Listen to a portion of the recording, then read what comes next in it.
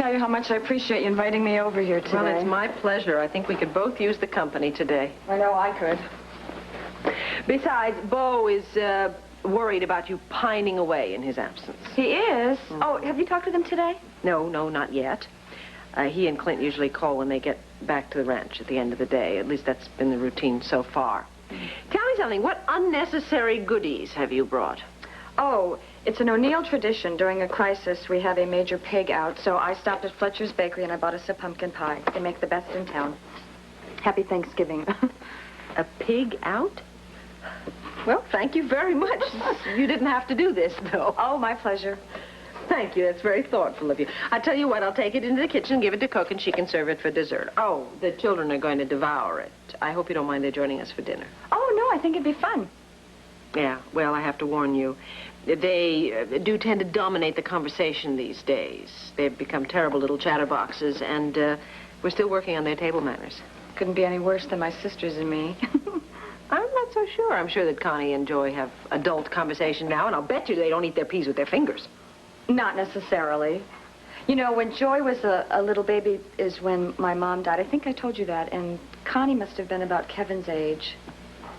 At the dinner table, my father and I had a very hard time trying to get a word in edgewise. I find it hard to imagine your father not being able to get a word in edgewise. You know, a lot of the time he reminds me of my own father. His sort of very righteous anger whenever he feels that someone has not been dealt with fairly, and his very healthy competitive instinct. Well, that's my dad. Oh, you should see him when he's bowling. I'm sorry he couldn't join us tonight. Oh, we wanted to. I think they're installing some new equipment on the assembly line or something. Yes, he called and let me know. Well, excuse me, I'm going to take this to Cook, and I'll bring the boys down. Oh, okay? Vicki, before you go, can I ask you something? Sure. Well, I don't want you to think that I'm going behind Bo's back or anything. It's just something that's kind of difficult to talk to him about directly. Do you know how he feels about Becky? What do you mean, how he feels about it? What their relationship was? Oh, you ask tough questions, don't you? Oh, I'm sorry. If you'd rather not say, that's... No, it's all right. You certainly ask out of the best of motives. Sit down. You know, Dee Dee, they never really had a relationship, certainly not in the way you and I understand that word. They were both, I think, very lonely, both of them coming off very bad personal experiences, and I think that Becky needed Bo a good deal more than he needed her. But, of course, his natural warmth and kindness took over, and he reached out to her. So they weren't in love? Bo certainly wasn't. And I think because of that, he has never felt a real strong claim on Drew. Certainly not to the extent of taking him away from his mother. Well, now that Asa is Drew's legal father, do you think Bo has any regrets about that? I don't know. I think right now all Bo wants is to bring Drew and Becky and Asa back safe and sound. And I pray that they will. Well, I'll take this to the kitchen. Excuse me.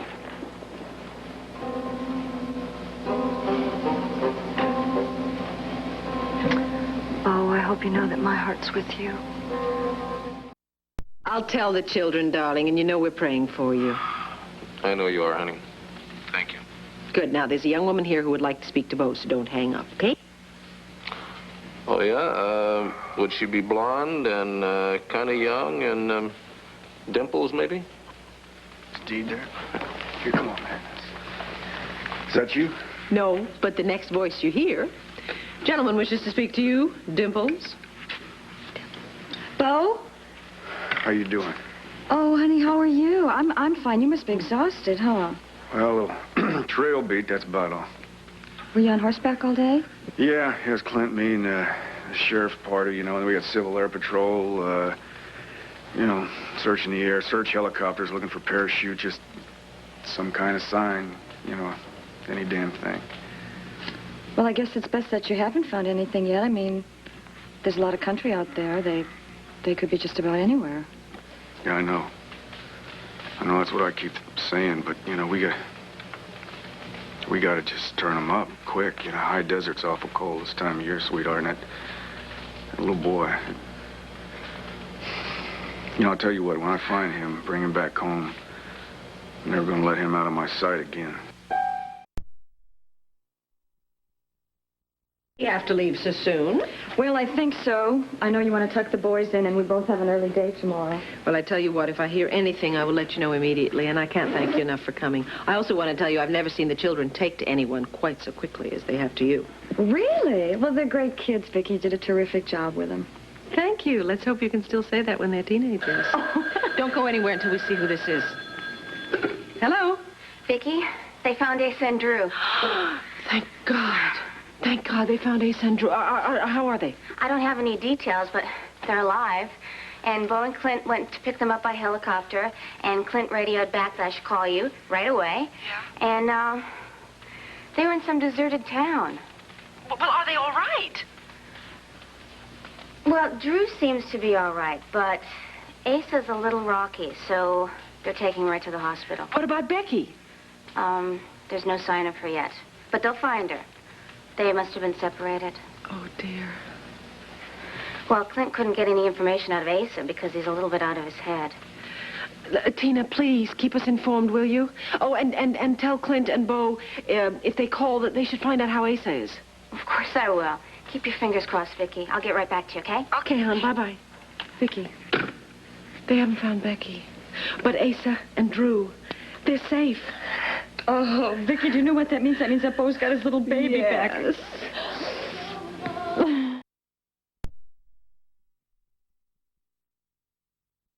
Entirely bad. Rafe says he's got some new evidence that may really help Ed out if the tests work out. What kind of tests? Well, I'm not sure. I think they found some new evidence in the warehouse or something.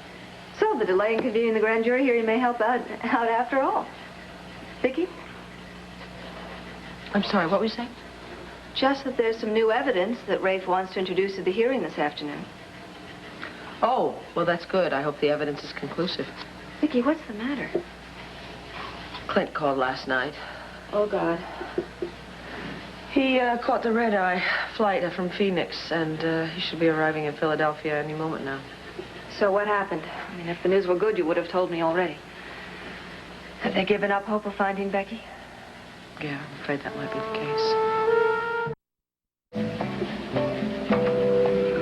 Well, Joanne, boss lady in? Oh, boy, is she ever. Oh, sweetheart. Oh, I'm so glad you're back. I'm glad to be back. Oh, You okay? yeah. How's everything at home? Okay? Fine. Boys all right? Yes, everybody's fine. Gosh, you must be so tired. Well, all of a sudden, I don't feel quite so tired anymore. I wish you'd let me meet you at the airport. Somebody had to run the newspaper. And it seems to have been running pretty good. I noticed at the airport that this morning's edition made it to the newsstand. And every morning, how about that? Maybe you don't need me around here anymore. Oh, wait a minute. I think I can find something for you to do. Gosh, darling, I wish we could go away for a week or two and shut the world out. Well, when this is all over, we will, and that's a promise. Good. I looked in on your father and on Drew last night. How are they? Believe it or not, just fine. They're being taken very well care of by, well, you'll never guess it, so I'll have to tell you. Nurse Delilah is looking after them. Well, I better get over there and see how things are going.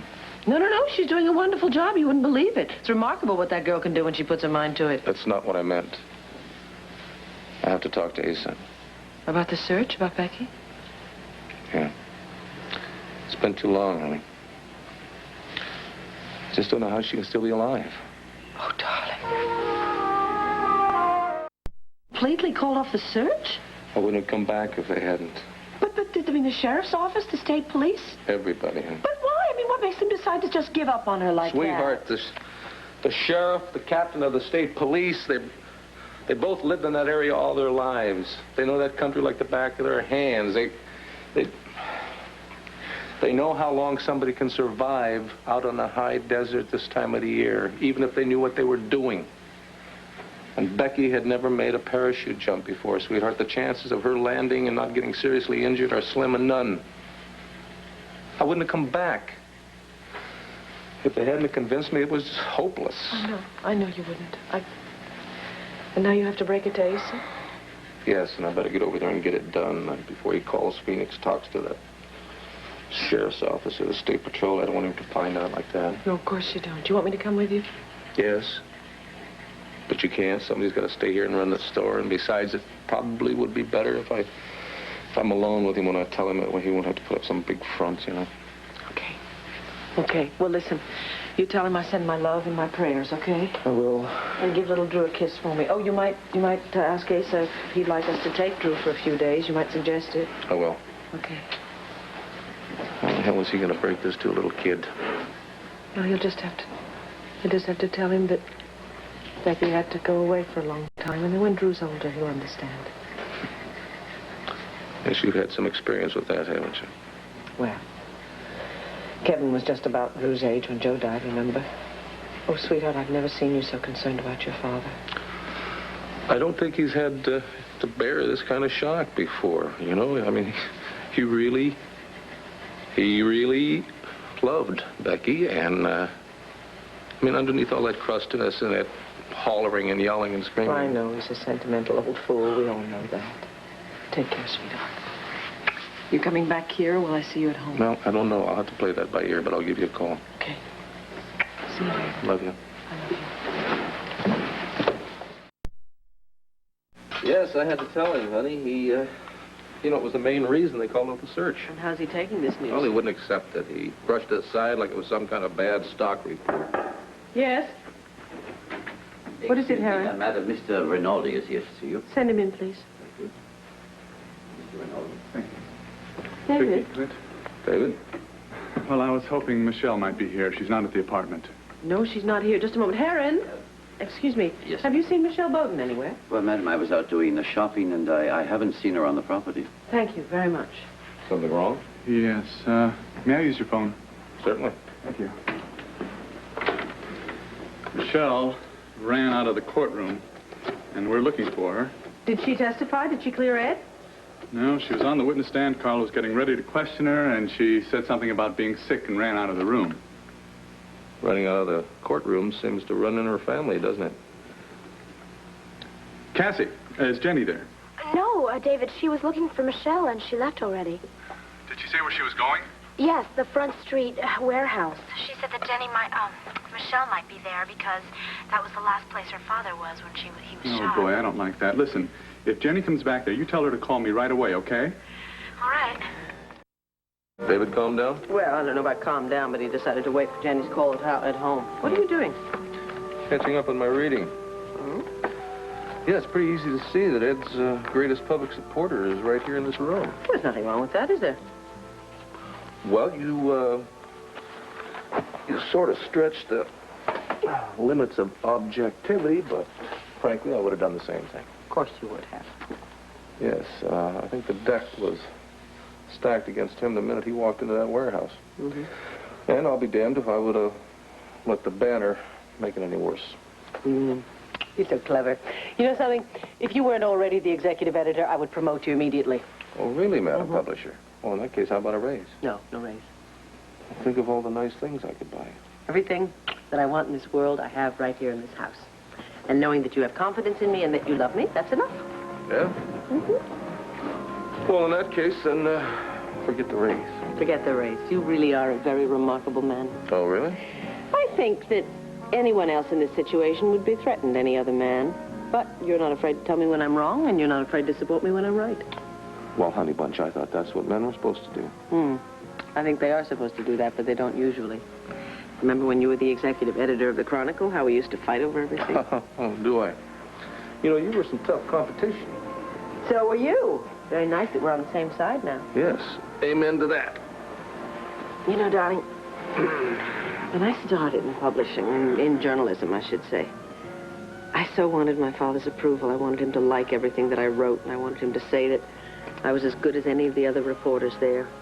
And I think I worked doubly hard just because I was his daughter. I was going to make quite sure that nobody said Victoria Lord was on the payroll just because she was related to the publisher. Did people say that? Oh, I expect there might have been some who said it, sure. Well, you proved them wrong. Mm-hmm. If they don't believe it, you tell them to ask me.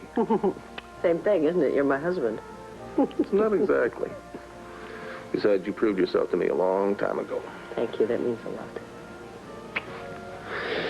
You know, honey, you're talking about But your father brings Asa to mind, and I haven't talked to Bo since I visited the mansion. I think I better give him a call and let him know where we stand with Asa. That's a good idea.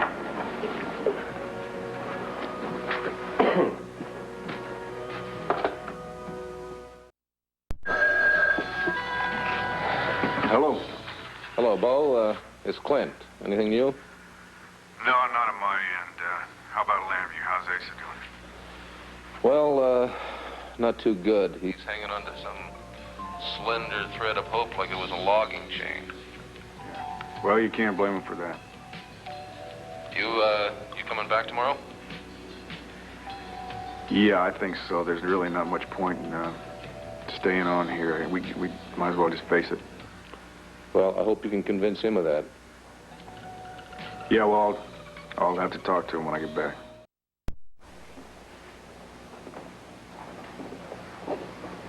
Hey, why the long face? Oh, look at this. You know me, misorganization. I do my Christmas shopping in July if I can find the right present. Well, I was looking to see what we had, and I found this. Oh, you bought that for Becky? Right. Well, look, sweetheart. She might still be with us for Christmas. Nothing would make me happier. But why do I feel so hopeless? Well, because you're a journalist, and because you face facts. And the facts are that, the facts are as cold and bitter as that snowstorm in Arizona. Vicky, oh, excuse me, am I interrupting something? No. In fact, I was starting to wonder where you were. Oh, I'm sorry. I was at the mansion trying to get Asa to sign some important papers. And he wouldn't do it? Well, on his mind is getting Becky Lee back. Well, seems Asa made an excellent choice. Excuse me? Well, you know, hiring someone with the initiative and the dedication that you have. Yes, well, there are limits to one's loyalty to one's employer. Oh, come on now, Tina. That's all forgotten. Well, I shouldn't have been Asa's bag woman when he gave that money to Brian Beckett. All right, you learn from it. That's all that counts. Yeah, I hope so. I have to go back to the phone call for you. I must say she's grown up awfully fast. You think so? Oh, come on, honey. You know Asa when he's going full bore. I think it'd be very hard not to be intimidated by him into telling lies. Well, let's see just how long she can keep on telling the truth. I think I'll get the kids ready for bed, and then you can come up and we'll tuck them in, okay? Oh, what do you say we stay upstairs and tuck each other in? Oh, what an unusual suggestion. Yeah? I don't think it's so unusual for a fellow that's been out in the middle of the desert for a week on horseback leading a Spartan life. I think I can help you out. All right. Vicky! Oh, I'm sorry. Me too. What is it? Well, I was in the den waiting for one of Asa's accountants to call me back, and I was looking through some of your old banner files, and I found this clipping. Now, you know that I've been trying to find out who my real father is. Why didn't you mention this? Anything to do with your search for your father? It was the ribbon-cutting ceremony for the banner building. Yeah. June 3rd, 1961. Yeah. It's one of the items I wanted to include in the 50th anniversary edition, that's all. It's not the story. It's the byline. What, Irene Manning? I was born on March 14th, 1962. That means that my mother wrote that right around the time I would have been conceived, yet you never mentioned she worked at the Banner then. Oh, honey, of course I told you she worked at the Banner. I told you we were roommates and we interned together at the Banner. I don't remember exact dates. I suppose it might have been 61. And you don't know who she dated? No, honey. I never pried into her personal life. You were friends. You don't know who she was involved with, who she was seeing? Tina, it was a very busy summer for your mother and for me. She was a very private person. If she was having an affair with somebody, she certainly never told me. I'm just going to put the children to bed. Excuse me. You suppose she's upset because I interrupted you? She's probably a little upset because you went through the files without asking. Well, she said I could look through anything I wanted. Well, still might be a good idea if you kept her posted. Okay. Clint, can I come to the Banner tomorrow and look at some of the old files after work? My mother probably wrote other things. Maybe I can find some other clues. Sure, anytime. Tomorrow? Tomorrow should be fine. Good night, Tina. All right. Mr. Keegan says it won't.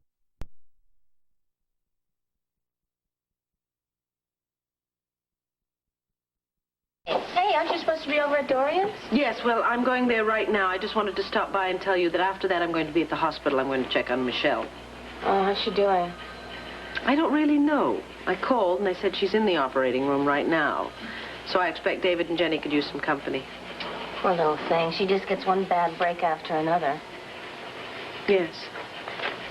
Well, Clint is going to be working late tonight, too, so you'll have to plan on dinner without us. Oh, that's no problem. Look what I've been reading.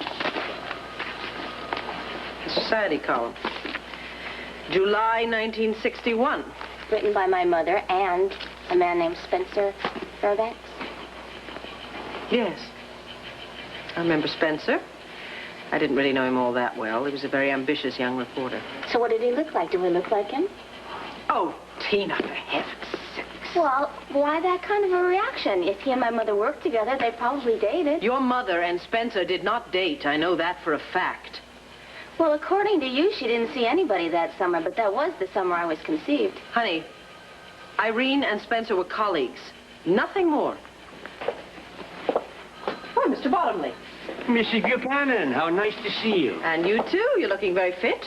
Doing better than most at my age, thank you. Good. How are the boys? Oh, fine, thank you. I'll have to bring them round here someday. They're growing up so fast. Have you figured out which one is going to be the journalist? No, not yet. Kevin at this point has said he's going to be the quarterback for his Uncle Bo's football team, and Joey just wants to be a cowboy. So the Lord genes are not showing yet. Well, I'm afraid I must be going. Tina, I will see you this evening. Mr. Bottomley, take care. I will. Bye. Bye now.